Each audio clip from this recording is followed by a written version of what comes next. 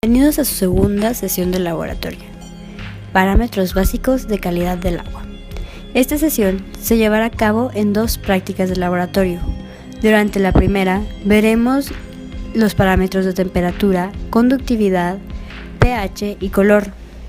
En la segunda veremos turbidez y sólidos totales. La temperatura es la propiedad térmica que influye en muchas de las características físicas, químicas y biológicas de las aguas. Es un factor importante en el ciclo hidrológico, influye directamente en procesos de autopurificación, es básica para conservar la vida acuática, importante en los fenómenos de esterificación térmica de los embalses y otros parámetros como densidad, conductividad, pH, gases disueltos, etc. se ven afectados por sus variaciones. Para medir la temperatura se utiliza un termómetro. Las unidades de medición, según el Sistema Internacional de Unidades, son los grados Celsius. Existen diferentes tipos de color.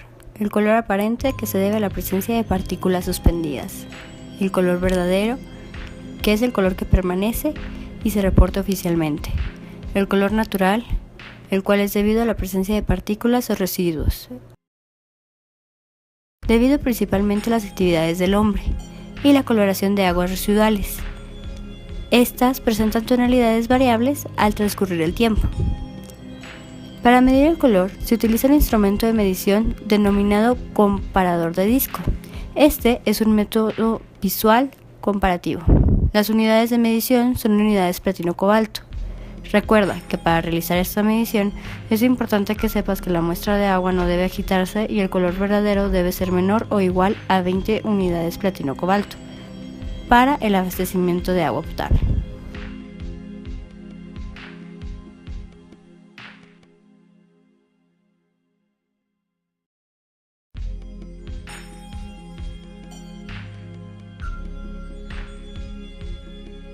El potencial de hidrógeno o pH es un término empleado universalmente para medir el grado de acidez o de alcalinidad de una solución.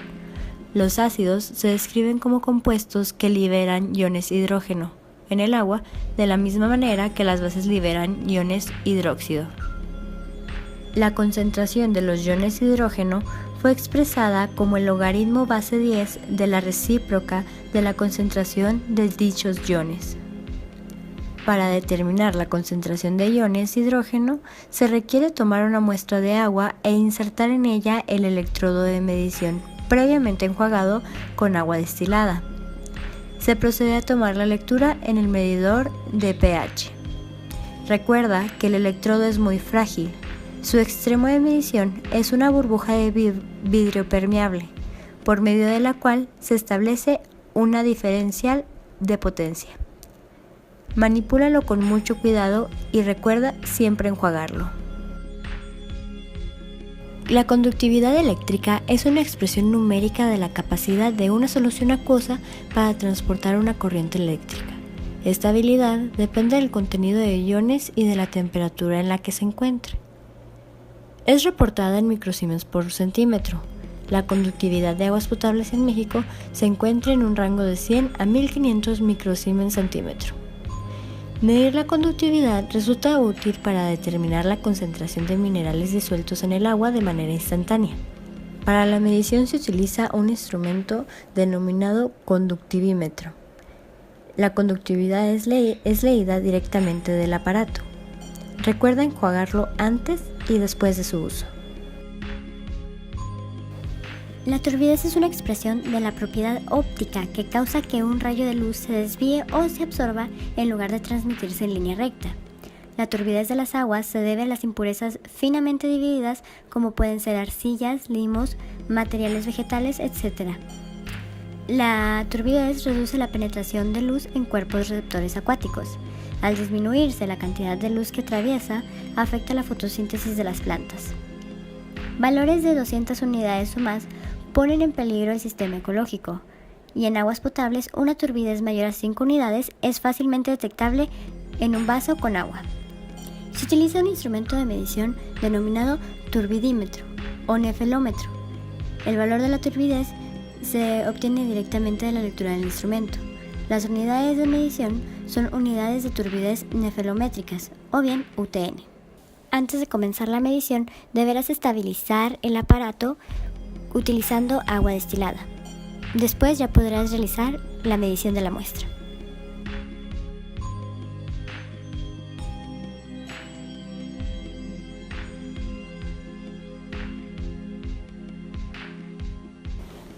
Existen diferentes contenidos de sólidos. Los sólidos totales son aplicables a la totalidad de la materia que permanece en el recipiente al evaporarse la muestra de agua. Sólidos disueltos totales. Las aguas ricas en materia disuelta suministradas por la misma naturaleza o por el uso del agua provocan la presencia de cloruros, sulfatos, carbonatos, fosfatos, nitratos, metales diversos, etc. Sólidos suspendidos totales. Es la cantidad de materia que se mantiene en estado suspendido en el agua. Existen sólidos volátiles y sólidos fijos. Esta clasificación se aplica por igual al contenido de sólidos totales, suspendidos y disueltos.